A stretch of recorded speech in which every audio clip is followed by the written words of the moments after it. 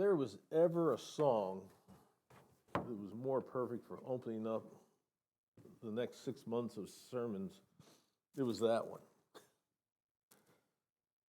I've been talking about the last few weeks, the fact that I was going to be doing this 6 months teaching the Celebrate Recovery series.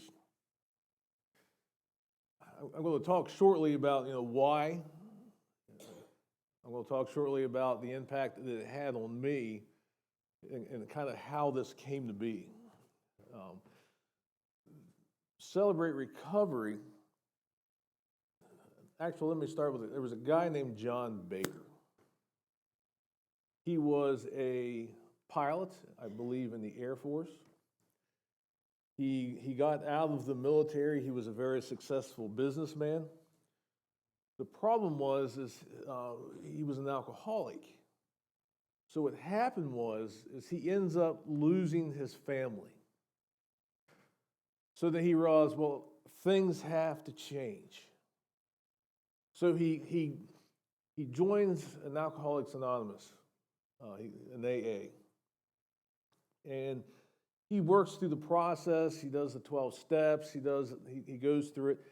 And looking forward, now years down the road, he actually ends up adding 8 principles. He ends up going to Rick Warren's church, Saddleback, and the two of them worked together and added 8 principles that got taught along with the 12 steps. And so the reason for these principles was it kind of filled in gaps. In the recovery process. But it did something that was even crazier. They realized that this recovery process, it isn't just for people who struggle with chemical addictions. Particularly the way Celebrate Recovery works when you do the actual full-blown Celebrate Recovery with step studies and small groups and everything. It does a crazy thing in people's lives. And you're going to see a piece of this over the next 6 months as I go through these 25 lessons. Did it make a difference in John Baker's life? Absolutely. He ended up becoming the Celebrate Recovery pastor at Saddleback Church. The Celebrate Recovery ministry actually grew so that it's actually an international ministry. It is literally all over the world. The thing that was really cool about Celebrate Recovery is that it does address dependency on things like drugs and alcohol. But it also recognizes that if you have spiritual issues, this process works for you. It recognizes that if you have things like anxiety and depression, this process works for you. If you have issues in your marriage, this process can work for you. Why? Because kind of my definition, there's so much negative stigma around the word recovery, and I don't really understand why. Because I think that, I don't know, people get this idea that it's, people that need recovery are those people. I don't know. I don't know why that is. But my definition of recovery is simply this, is that you're in one place now. You need to be in a better place, and recovery is the process from getting from point A to point B. So I can assure you that I've never taken drugs in my entire life. I do not struggle with alcohol, but I'll tell you, as I stand here, I still need recovery because I'm not where I need to be. I will continue to need recovery until I die and go to be with my Jesus. Because that's the only time. The Bible tells us that we find perfection when we're with the Lord. So I will always need recovery. I will always need improvement. There will always be things I need to deal with up until the point where I go to be with my Jesus. It's just true. It's the reality of the thing. So John Baker ends up getting his family back. Like I said, he ends up being a pastor. I've met this guy. He's actually passed now, and his son's actually taken over the international Celebrate Recovery community. But God took him from a bad place and put him in an amazing place. And we were going to be looking at some of these things every single Sunday that we preach this series, these 25 sermons over the next 6 months. It's going to start out, we're going to look at the step that would be in the traditional 12 steps, and we're going to look at the principle that Celebrate Recovery added, and then we're going to go into our lessons. So why does this have anything to do with us, you may ask? Well, you kind of have to understand how I got introduced. I started two of them. But the Celebrate Recovery that I started at New Life, that was my introduction to the world of recovery. And God was doing something with me to get me to that point. God has a funny way of doing things like this. God has a funny way of working in the background in their lives and putting everything together in a really cool way. And it started out for me when I was, as you know, I used to be a Winchester officer, and I was voluntold for a while that I was on the North End Narcotics Initiative. Basically, drug interdiction was kind of what my thing was. I was told that this is what you're doing. But what was kind of interesting is one day I was there at the jail, and there was two guys in booking, the one that I had brought in, and this other guy, and they were talking back and forth, and they were like, "Man, I hadn't seen you in a while. How are things going?" And the one guy said, "Man, I was doing well." He said, "I was doing really, really well." He said, "But then it called my name." What was he talking about? He was talking about the drugs. It called my name. He said, "Now look where I am. I'm back to where I was." And as I was there filling out the criminal complaint, God just spoke to my heart. And I was just like, it's like this is something way bigger. This is something way bigger than even though I was working dope to a certain extent, it was still something way bigger than what I had imagined. The wording he uses was that it called my name. And this is something I had never heard before. And I was just like, it's like it's controlling this guy. And I remember thinking, oh my goodness, there has to be something better than what we are doing.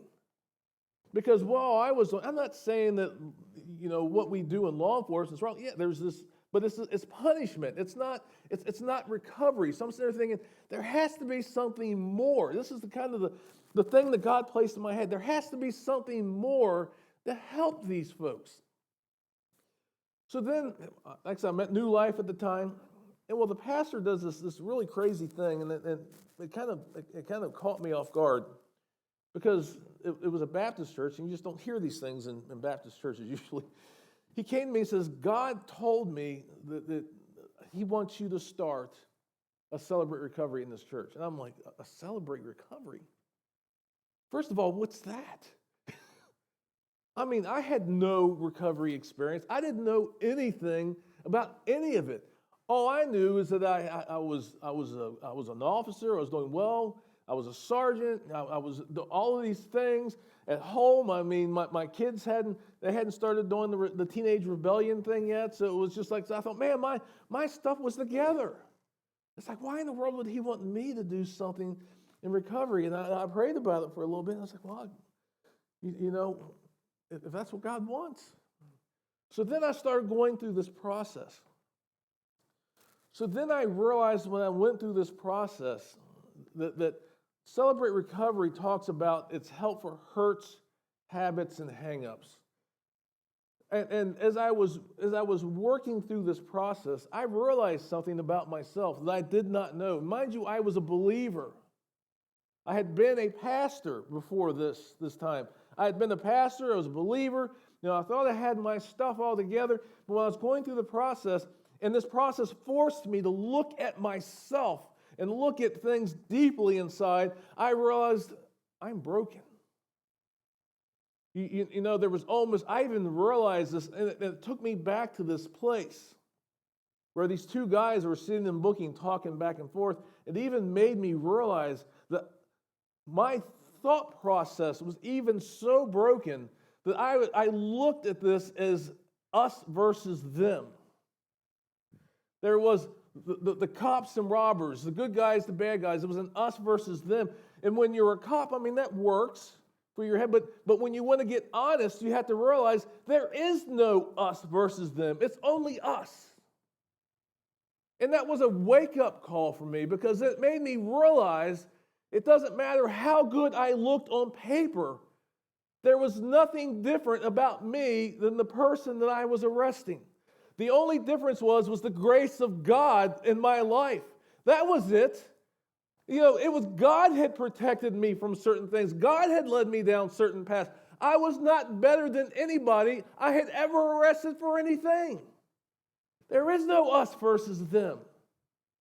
There's problematic thinking when you think like that. So even as we as a church, when we start looking at this us versus them mentality, it's the church versus the world, there's something broken in that because we need to realize they are us. We are them. That is the mission field. The reason that we can reach them is because they think the same way we do. They do the same things we do. It may look a little bit different. It may manifest itself in different ways. But there's nothing new under the sun. There's nothing that any person with any hurt, habit, or hang-up deals with that we don't deal with in one way. So we should be able to relate more than what we do.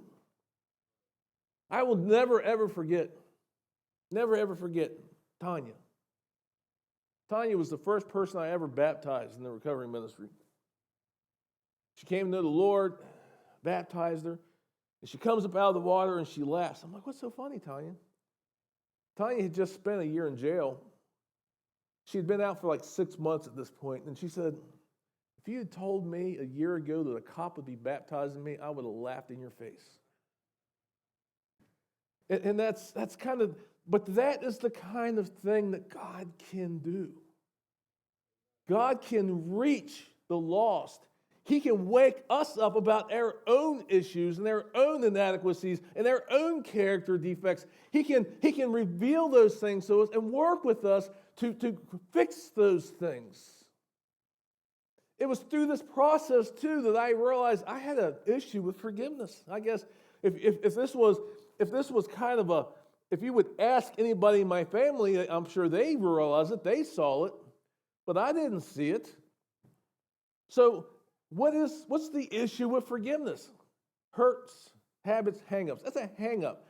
The inability to forgive is a spiritual hang-up. Why is that a spiritual hang-up? Because God tells us that it is absolutely necessary for us to forgive others. Tells us it's a requirement.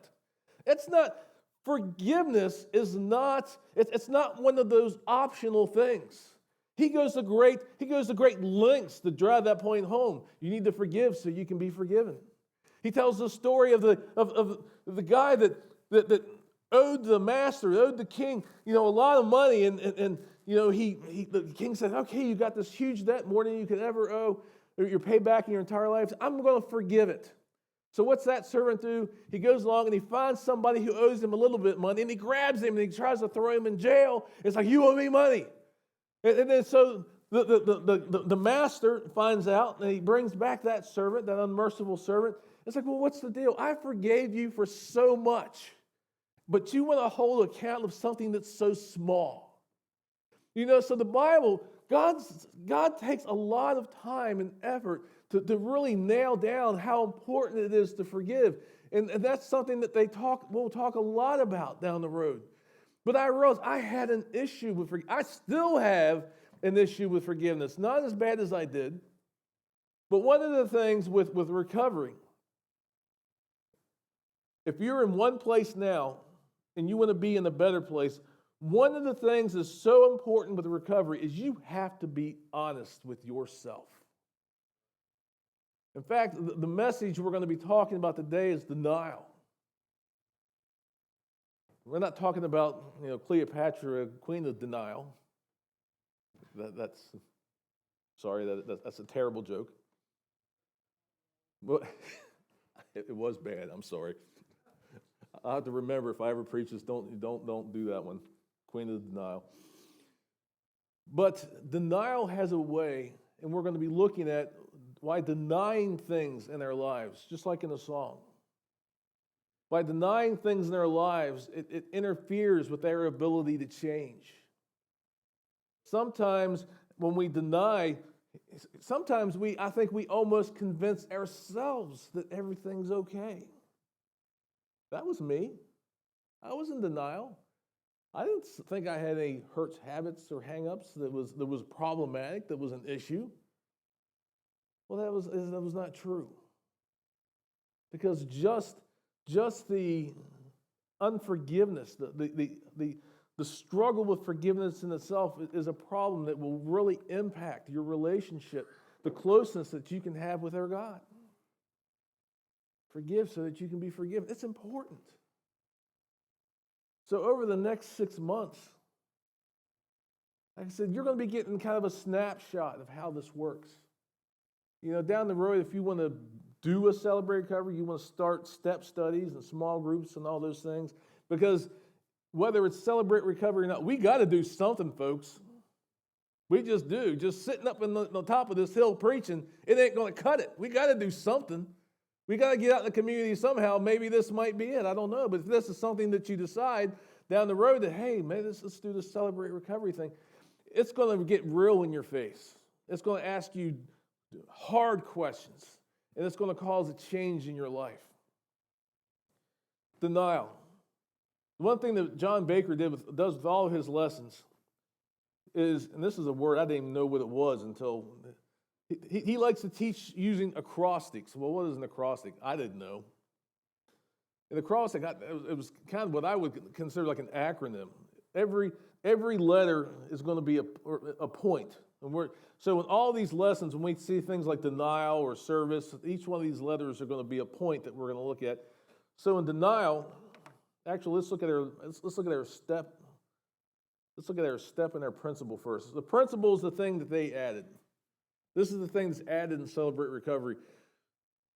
Regular recovery and Celebrate Recovery looked a lot alike in the very, very beginning. And to be honest, there's nothing. Alcoholics Anonymous and these things that were geared towards chemical dependency, they've kind of taken a hard left over the years. So when we talk about things like higher powers, these programs now, in order not to offend anybody, you can kind of like pick your own higher power. It can be a person, it can be an inanimate object, it can be all these things. But in the very beginning, these processes, they look very similar. But as time goes on, you're going to see they do start being very different. Because Celebrate Recovery requires a relationship with the Lord. Because I can assure you, I can promise you, you can't change on your own. You can't. You can buy all the self-help books that you want to. All this stuff. I love self-help books. I buy self-help books. I'm not knocking self-help books, but you can't fix yourself with a self-help book. It ain't going to happen. The only person who can bring real change in your life where you were at point A and where you truly arrive at point B, the only person that can make that happen is Jesus himself. Jesus, period. So the first principle, and John Baker and Rick Warren, they pull these principles out, these 8 principles out of the Beatitudes from the Sermon on the Mount. So principle 1 is realize I'm not God. I admit that I am powerless to control my tendency to do the wrong thing and that my life is unmanageable. This was my very first issue with learning about recovery, was the very first thing that I read. Realize I'm not God. Because I thought that was kind of funny. Realize I'm not God. Of course I'm not God. Now, what's the point? Why even say that? Realize I'm not God. So then when I started digging into the questions and the step studies, and I started getting real, I realized that is not as simple as it sounds. Realize I'm not God. What is God? What is a God? Not the God. What is a God? A God is something that sits on the throne of your life and it controls you. That is what a God is.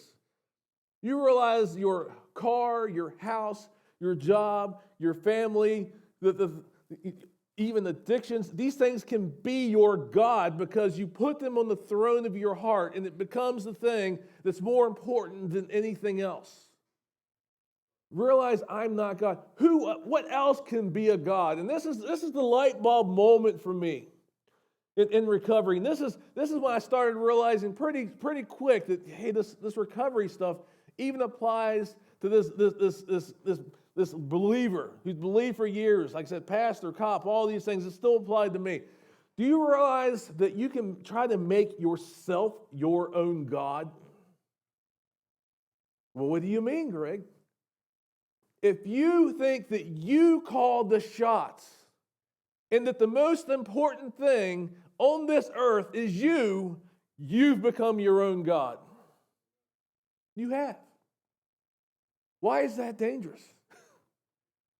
Because I can't fix myself. Like I said, there are many things I have no control over. I have no control over the people around me. I have no control over circumstances. I don't have control over the economy. I don't have control over what's going on in the Ukraine and Israel. I have no control over any of these things. But if I think that I deserve to be in the driver's seat, that shows how shallow I actually am. Because only God should be God. It's as simple as it should be. Only God should be God in their lives. So for me to realize I'm not God, I had to realize I am not in control. I am not numero uno. I am not the master of my fate. I am not the end of all means. I'm not any of these things to realize I am not God. That is something that we have to grasp. There is only one God, church, and it ain't us.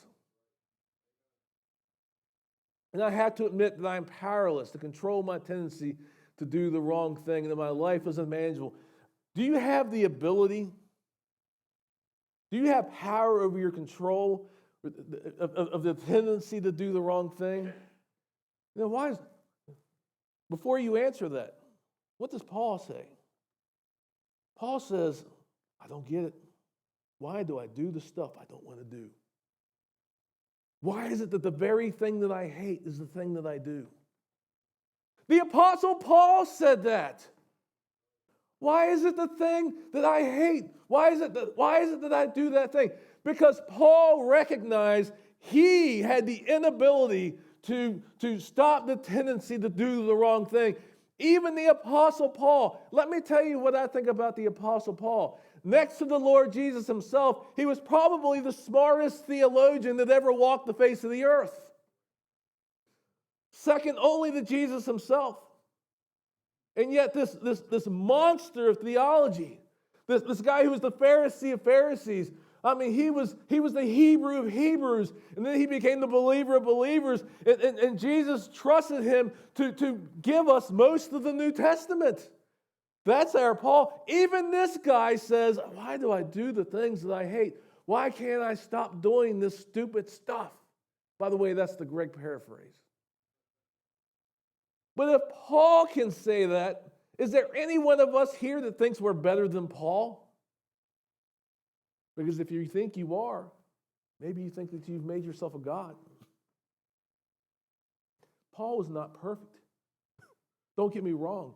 Jesus is the only perfect person that ever walked the face of the earth. But if I want to compare my walk with God and Paul's walk with God, I can assure you it's not even in the same ballpark. So Paul struggled with this. I will struggle with this. Paul even said, he talked about the thorn in his side, the thorn in his flesh. I asked the Lord to take it, and he didn't take it. We don't know what that is. Some people say that it was his eyesight. Some people say that it was some sin that he dealt with. I've even entertained, because when I did Celebrate Recovery, I led a post-traumatic stress disorder group. That was my thing. In fact, a lot of vets were coming from the VA, and it was amazing. It was really, really cool. But and I'm just throwing this out there. This is not theology, but I almost wonder if this flesh. Think about when Paul was Saul. He did some bad things. When he believed that the church, when he believed believers were heresies and that they need to be wiped out, a lot of believers were taken to their death because of Paul. A lot of people got fed to lions because of Paul. Paul caused a lot of bad things in the lives of believers until Jesus knocked him off of his horse and said, why are you persecuting me? So Paul did a lot. So I wondered, and this is just because, and there's no way of knowing, please don't think that I'm preaching this as the Bible. This is just a possibility because I understand post-traumatic stress disorder. I know what it's like to see bad things and have been exposed to bad things and it be stuck in your head where it wakes you up at night and you have intrusive dreams and you even start doing things like self-medicating with things like alcohol just to try to wrangle that monster. What if maybe that flesh, and this is just one theory among many, what if it was those memories? Those memories of the past, the things that he had done, the many believers that were led to their death because of him. I don't know. But the whole reason I bring this up is Paul was still a man. But this man, he was a godly man. And if he struggles, if he has thorns in his flesh, or if he can't stop doing the things that he hates, those are things that you and I will also struggle with. You know, the Bible tells us there's nothing new under the sun. One of the things that Celebrate Recovery nails is that you're not alone. One of the reasons people stay kind of locked in dark places in their lives is because they think that the sin that they're dealing with, the thoughts that they're dealing with, the things that they're doing, they think that they are dirty or disgusting, that they're the only people that struggle with this. Well, wait, I'm telling you, there's nothing new under the sun. You are not alone in your struggles. And that's one of the things that Celebrate Recovery nails and tries to drive home. You are not alone. There are other people probably in this room who struggle with the same things. You are not alone. That is why we come to church. We don't come to church just so we can wear cool plaid shirts or ties, whatever the case may be for you. We don't just come to church so we can drink coffee and listen to music. We come to church because we need one another. That was the design. Paul says that we are a body, that we're many parts, and that we're one body, and we come together. We're told don't forsake the assembling of God's people like some tend to do. Why is all? Because we need each other. Why do we need each other? Because we struggle with the same stuff. We do the same stuff. We can help each other. Look to the left and to the right. This is your support system, people. Your church family is your support system. God put you in that pew, and you, and you, and you, and you, and you, and you, and you, and you, and you, and you, and you, and you, and you, and you, and you, and you in that pew because he wanted you to be supported by the people in this building. You are a family. You are a family. The Beatitude from the Sermon on the Mount, happy are those who know they are spiritually poor. What's it mean to be spiritually poor? To realize that you can't do it on your own. If I was spiritually rich, I wouldn't even need Jesus. If I was spiritually rich, I could just be my own God, just like some people think they are. I could do things on my own. But when I realize I'm spiritually poor, I realize that without him, I am nothing. Someone who's this, and that's why you are blessed when you know that you're spiritually poor. You become blessed when you realize that you need God. You become blessed when you realize that with him you have everything, and without him you have nothing. That's spiritual. I want to be spiritually poor. I want to always understand my place. I always want to understand my place and who I am and what I do and how much I need him. I always want to understand that he is the vine and I'm this engrafted branch, and that apart from him, I can't do anything. It is important that I get to that and I understand that. I, as the pastor of this church, I can't do anything without him. Nobody will ever walk through that door because of my preaching. Nobody will ever walk through that door because of this music. Nobody will ever walk through that door but for any other reason than that God has brought them here. I can't do anything without him. Well, that's just the church. I can't change without him. When I realize I am spiritually poor and that I can't do it without him, I become blessed because that is the beginning of healing. That is the beginning of being put on the right path. Step 1 of the 12 steps. We admitted we are powerless over our addictions and compulsive behaviors, and their lives have become unmanageable. Even the steps all have a scripture. For I know that good itself does not dwell in me, that is, in my sinful nature. For I have the desire to do what is good, but I cannot carry it out. Oh, heck, we were just talking about that. Romans, that was Paul. That was Paul's words. Paul's words. And again, this is the beautiful thing about even the traditional 12-step programs. Like I said, they took a hard left. If you've ever looked at the Big Book, which is kind of the manual for, I'm just going to call it very generically, the manual for Alcoholics Anonymous. It's packed full of spiritual stuff. I mean, it started out on the right track. But let's talk about this denial thing. What does denial do? Let's look at the D. D in denial. Disables our feelings. How does denying disable our feelings? If you are denying that your life is unmanageable without God, or if you are denying that there are things in you that are broken, if you are denying that there are things in you that need help, if you're denying that, I can tell you every single person here, I'd be willing to bet the bank on it. Every single person here has a hurt that they deal with. And if I deny that hurt, that habit, that hang up, whatever that thing is, if I deny that it's there, it causes an emotional disconnect. Why? Because I'm not even being honest with myself. It has a way of, our emotions are good things. Let me tell you about emotions. God has emotions. You were the only thing in creation created in the image and likeness of God. The only thing. So we see in the Bible, we see times where God is angry. We see times in the Bible where He's merciful. That's all the time, though. We see all these emotions that God experienced. Do you realize that one of the keys to understanding a relationship with God is to even look inside of ourselves? Do you realize one of the things that what my kids have taught me a lot?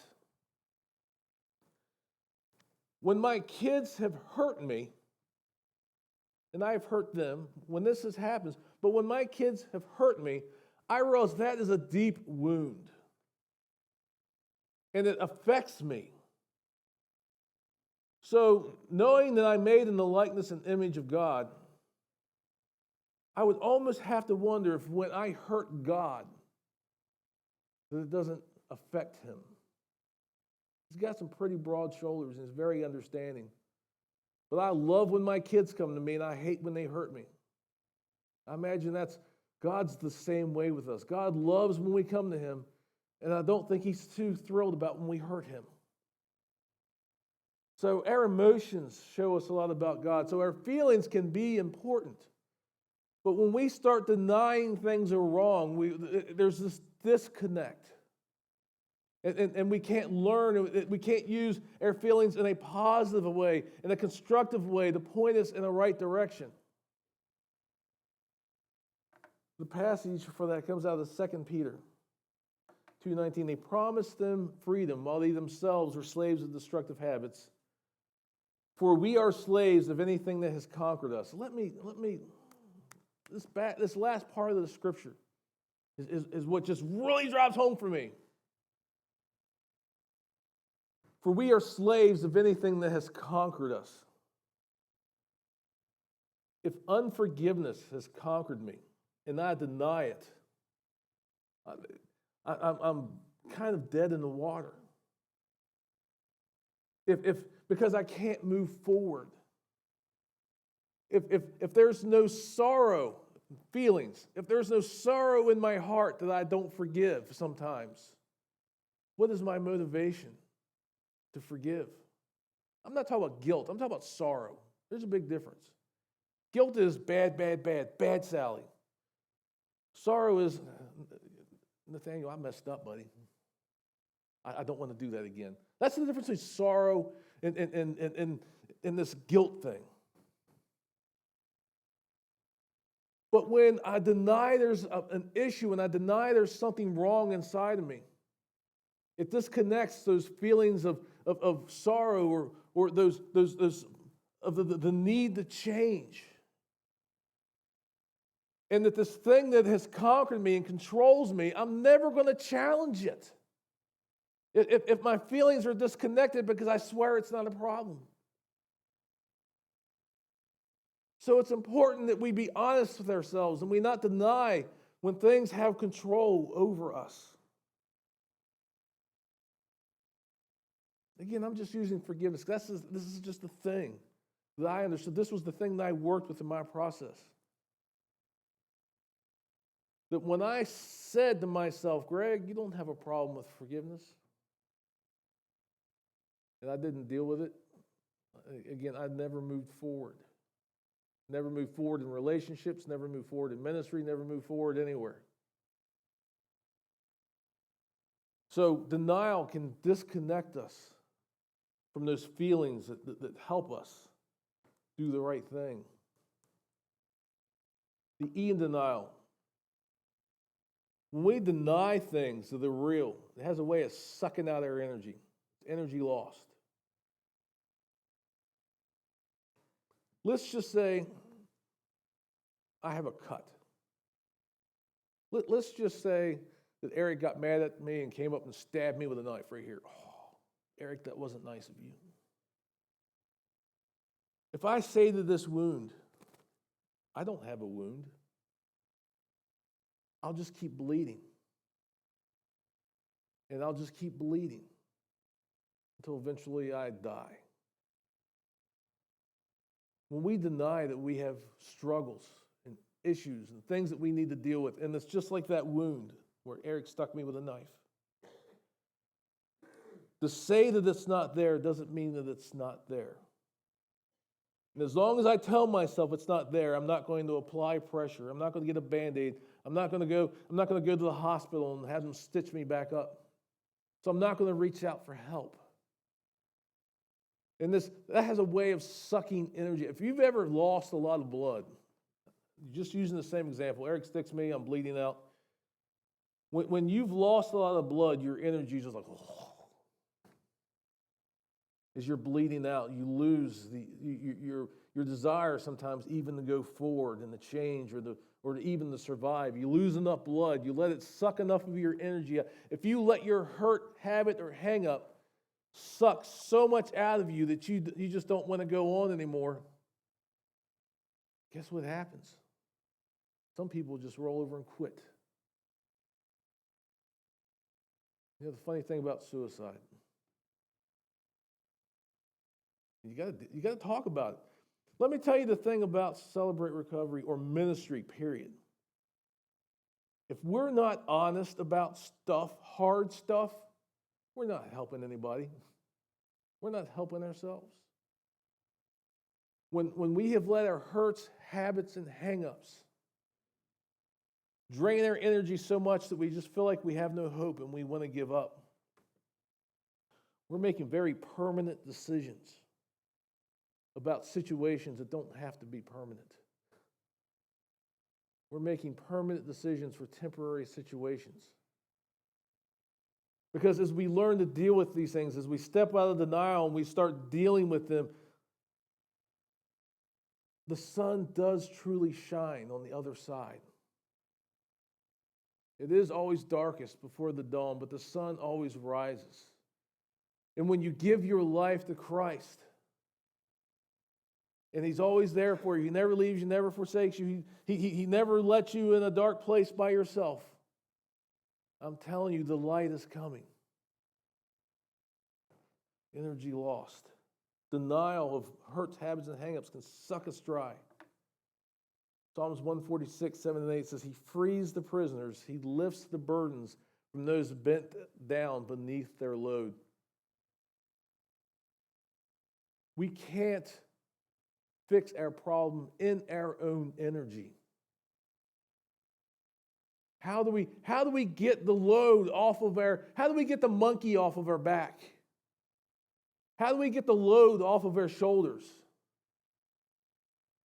He frees the prisoners. Who's he talking about? He lifts the burdens from those bent down under their loads. They're talking about God. Jesus frees the prisoners. Didn't he say that? I came to set the captives free. Read it straight out of the book of Isaiah, the scroll of Isaiah. Came to set the captives free. And he takes their burdens. You know, Jesus tells us, take my yoke upon you because my burden is light. The yoke that Christ places on us is an easy yoke to carry. There's a few reasons why. You know, when we try to do things in our own energy, in our own ways, it's a bad yoke. Let me tell you, let me explain to you about yokes. What is a yoke? The yoke is the thing that you put on the bull's head, or whatever the beast of burden is, and it's the thing you put around their neck, and they pull. If you have a bad yoke, it might have like a spot on it that's not smooth, and that thing will rub on your neck. It'll rub on that animal's neck, and until that animal, just the muscles start cramping, and the animal just doesn't even want to go on anymore. Or maybe it's a yoke that because of the distribution of weight, so that it's putting too much weight on the animal, and he just can't feel like he can't pull the weight. But Jesus said, "Take my yoke upon you." What's the difference? First of all, when you take on Christ's yoke, not just on an energy, when you're using the Lord and His abilities, it's like a double yoke. What's that? You know, you can put two animals in the same. And in this particular case, when we yoke ourselves to the Lord, we are bonded with the Lord Himself. And guess who takes the load? Guess who takes the weight? Guess who takes all the hard stuff? It's not us and our energy. It is the Lord that carries the weight. Jesus comes and Jesus takes the weight. You can't do it in your own energy. As long as you're denying hurts, habits, and hang-ups, you're being sucked dry. I can assure you. The end of denial negates growth. Again, if you're denying that there's something that needs to be fixed, you're not going to grow. It stops growth. You only grow when you realize there's a problem, you acknowledge the problem, and you're willing to work on the problem, whatever that problem is. That's the only way you grow. Psalm 107, 13 through 14. They cried to the Lord in their troubles, and He rescued them. He led them from their darkness and the shadow of death and snapped their chains. When you give it to the Lord, not only does He take the burden, not does He lighten the burden, growth begins. Growth begins because He rescues us. Growth begins because he snaps those chains. Denial negates that. It stops that. It doesn't allow that to happen. If you think your stuff is 100% all the time, you're not going to grow. You need to engage with the Lord and let Him help you. You realize when we here's the I in denial. When we say that there's nothing wrong, it isolates us from God. I'm not talking about Him walking away. He never walks away. What I'm talking about, let's look at the passage first. God is light, and in Him there is no darkness at all. If we claim to have fellowship with Him, yet walk in the darkness, we lie and do not live by the truth. But if we walk in the light as He is in the light, we have fellowship with one another, and the blood of Jesus, His Son, purifies us from all sins. So let's go back. If we claim to have fellowship with Him, yet walk in darkness, we lie. So if we are lying to ourselves and we are lying to God, we're putting up barriers. He's not putting up barriers. We are putting up barriers. This door over here that I closed, we're in the same sanctuary. We can be in the same space. We can be in the same everything. But I could be on the other side here. And if I say, you know what, nothing's wrong, God, I don't need anything, what do? We're still in the same place, but are we seeing eye to eye right now? No. We have a way of locking ourselves in a little corner that God doesn't want us to be in. When we say we have nothing we need to work with and that we don't need Him. Because if we are lying to ourselves about what's going on, we're lying to God, it's like shutting that door. He's not going anywhere, but it makes the relationship more difficult on our ends. Always makes the relationship more difficult on our ends. Back to our door. Hey, John, can we have a good conversation right now?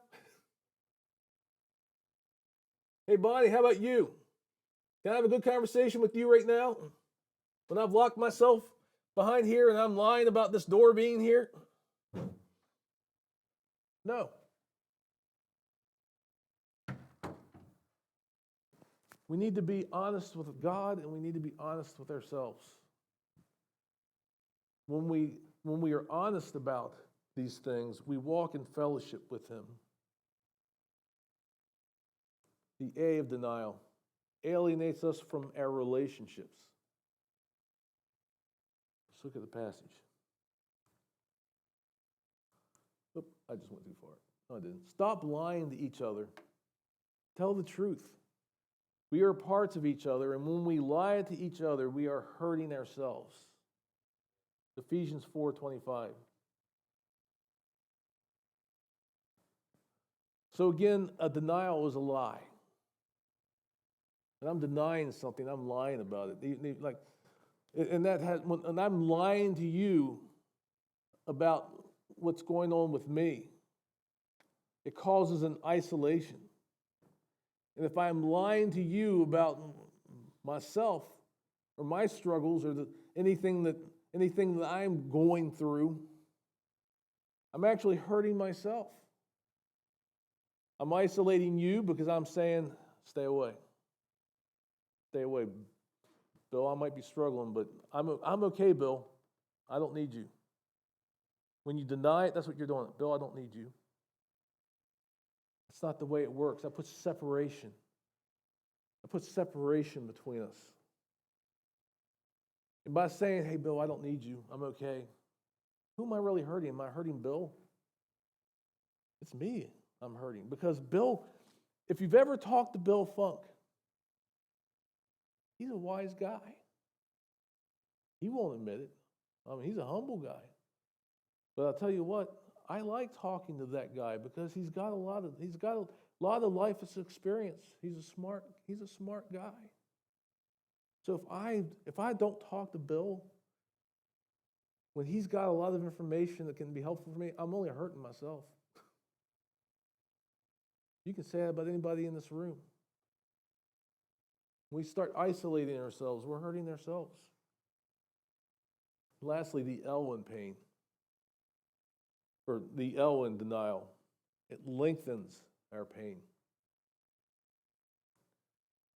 Jeremiah 30:17. God promised, I will give you back your health again and heal your wounds. God promises He will help you. He will. I will heal your wounds. But can God heal something? Oh, God can do anything. You see where I'm going with this? Will God heal you of something if you're not even honest enough with Him to acknowledge that it's a thing? God wants to work with us. God, here's the thing about our secrets. Here's the thing about our hurts, our habits, our hang-ups. Here's the thing about our character defects. All these things we'll be talking about for the next 6 months. None of them are a surprise to God. Not one single one of them. So when you won't bring something to Him, and you want to deny that it's there, God knows you're just not being straight with him because he knows it's there. You can't hide nothing from God. He knows everything. And here's the beautiful thing about the love of God. You know, Shane, God knew every thought you would ever have. He knew every sin you would ever do. He knew everything about you. He knew your personality. He knew your character defects. He knew your good things. He knew all of those things. God knew everything about you, Shane Knobs, but he still chose to love you. And Jesus still chose to come for you. And you want to know what? That's true of everyone here. So when you're hiding things from God, all you're doing is hurting yourself and lengthening your pain. Because as soon as you get honest with him, you're going to the physician. You're going to the divine physician who can fix what's wrong. So it is so important for us to be honest with ourselves and others, and mostly with God. This whole Celebrate Recovery thing put me on a path. I ended up going and getting all this mental health training and counseling training, and got my board certified pastoral counselor. And the only reason I say these things is because it put me in a position where lots of people have talked to me about things. That once, especially cops. You know, if you're somebody that you're a counselor and a cop. I mean, I've had many door-to-door conversations with officers because they once they realize you're a safe person. But one thing I've heard universally, I'm not talking about just cops. I'm talking about everybody. When they've come to me and shared about things in their lives, the people who don't know the Lord, one of the common themes that I hear is that I'm not worthy. I'm not clean. I need to fix things before I come to God. I don't want to go to that church because I will be judged. I don't want to go here because of this. I don't want to go there because of that. I am unclean. I'm all of these things. So why would God want to have anything to do with me? What would God's interest be in me? I can't answer that. I don't know what he sees in me. I don't get why God chose me to do the things he's chosen me to do. I don't get it. But what I do know is the fact that God does love you. He accepts you where you are. He doesn't want you to get fixed and come to him, get clean and come to him. He wants you to come to him in your deepest, darkest, most unclean place because he wants to help. He came to set the captives free. He came to give sight to the blind. He came to heal. The devil comes to steal, kill, and destroy. Jesus came to put it all back together again. Jesus could have put Humpty Dumpty back together again. And that's what he does in all of our lives. Of course, Humpty Dumpty was actually a canon, but kind of the way the child's thing goes, we make it sound like, Humpty Dumpty was this egg. He takes a great fall, all the king's horses and all the king's men couldn't put Humpty together again. Well, I can assure you that King Jesus can put Humpty back together again. And before we engage with him, before we tell him, I need you, I can't do this without you, we're like poor little Humpty off the wall, all broken up to pieces. And that is why he came. The Bible tells us that while we were yet enemies of God, he came. God tells us through the Bible that I, even though the world may hate me, that Jesus loves me. So this denial thing, denying our pains, denying our hurts, ultimately it just lengthens their pain because we isolate ourselves from the one King who can put Humpty back together. It is so important. It is so important that you have a real relationship with Jesus. And we're going to talk about that again for another week, if not 2 more weeks. I don't care if you're in this room. I don't care if you're listening on YouTube. I don't care if you were going through Facebook and something plopped up and there's some guy in a black and white plaid shirt. Like, what in the world? Why did they put him up there? What's he all about? And you watch. I don't care how you got to within the sound of my voice. You can't make it. I'm telling you, you can't make it without Christ. You can't do it. You can't self-help yourself. You can't make it to heaven without him. Jesus said, I am the way, the truth, and life. No one comes to the Father except through me. No one. Paul tells us there's but one mediator between God and man, and it's the man Jesus Christ. You can't get better without Jesus.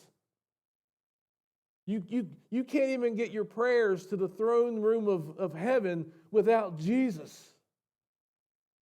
He is the vine. So there's 2 things. There's 2 groups of people. Whether we're all in the same boat here or you're listening on YouTube, there are 2 groups of people. There are those of us who know God, who've said, I need you.